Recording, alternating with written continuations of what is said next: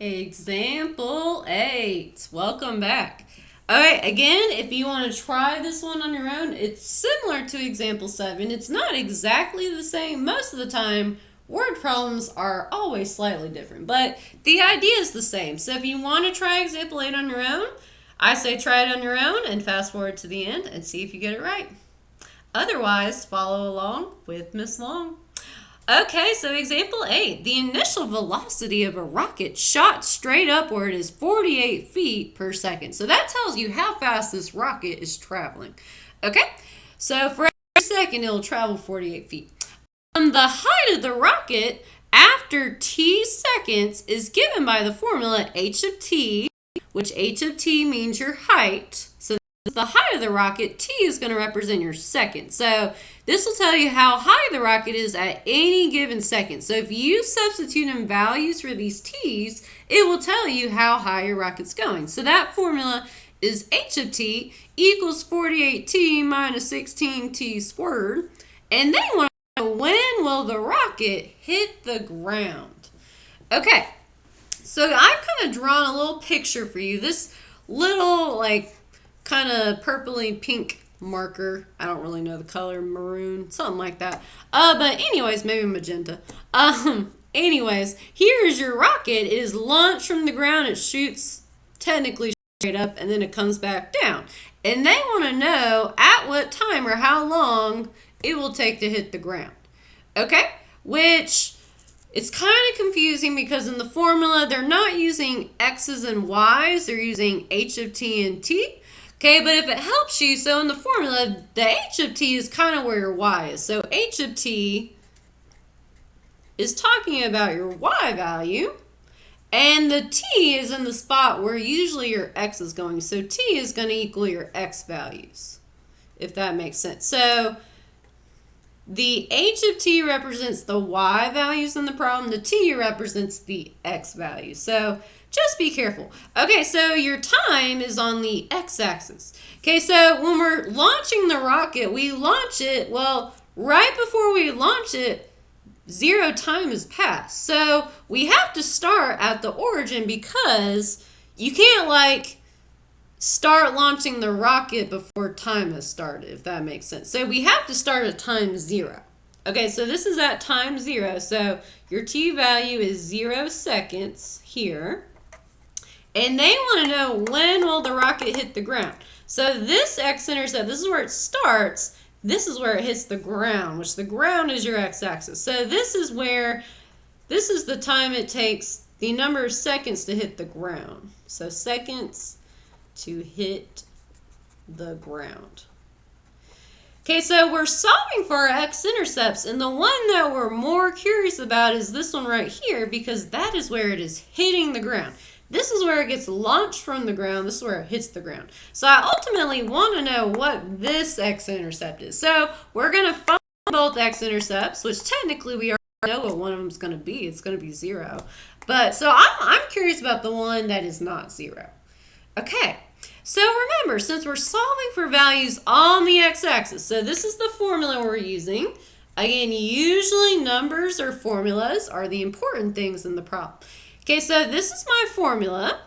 Okay, and since we want to know when the rocket will hit the ground, that is on the x-axis. What is your y value on the x-axis? Well, every single y on the x-axis is 0. So I'm curious where your h of t, which is technically your y, is 0. So we're going to set our equation equal to 0.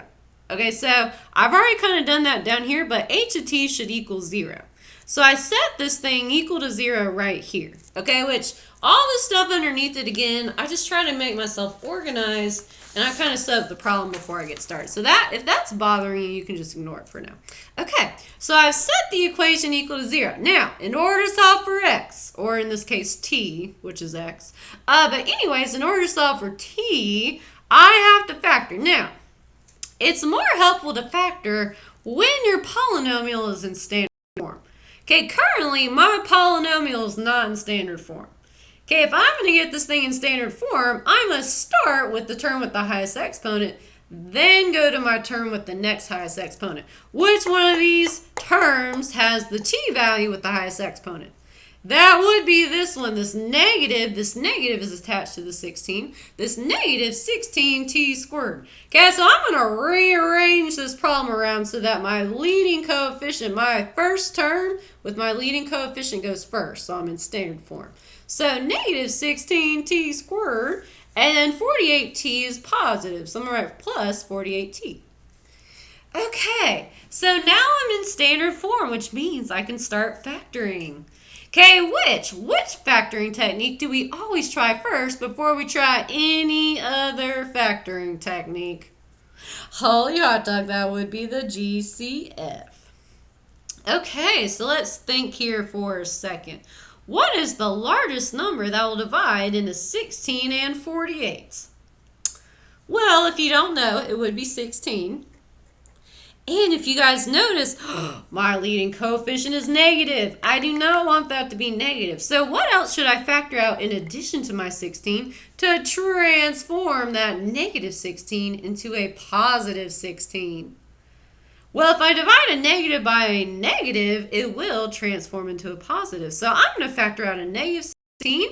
Also, you guys, we do have t's in both of our terms. I have a t squared and a t to the first.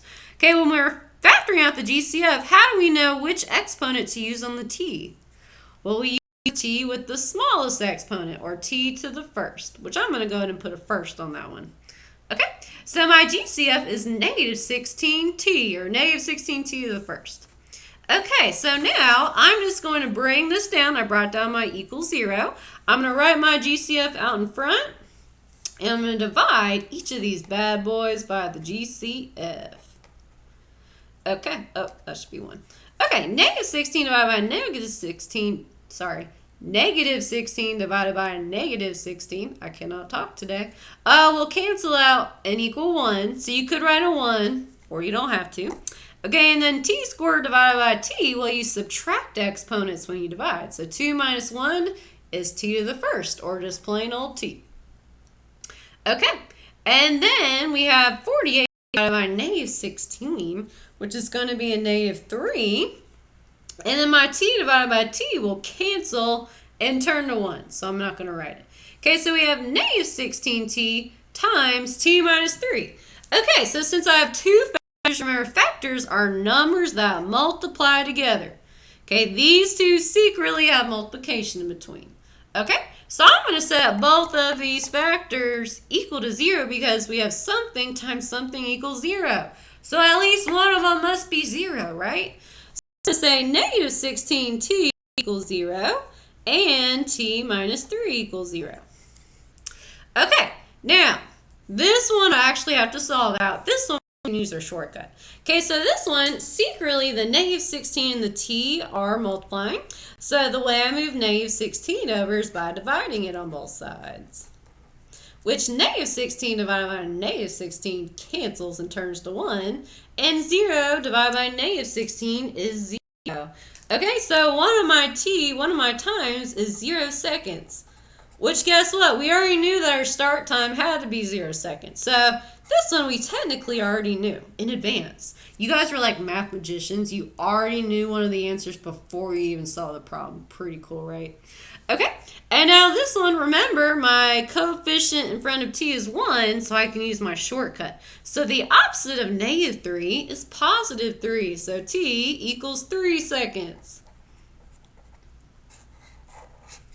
Okay, so technically this point right here, I don't really have it spaced out well, but this is going to land at the third tick mark. So I don't know, let's see how well I do. 1, 2, and 3. This technically will be at 3. Okay, so the rocket starts at time 0. It gets launched into the air, and then it hits the ground at 3 seconds. So when will the rocket hit the ground? Well, it's going to hit the ground at 3 seconds. So the rocket will hit the ground at 3, oh, you can't even see it, at 3 seconds. Sorry, guys, that says seconds. I know it's bad. It's embarrassing. All right, well, guess what, you guys? We were able, again, to solve our polynomial through factoring and setting our factors equal to 0 to solve something about a rocket launching off the ground.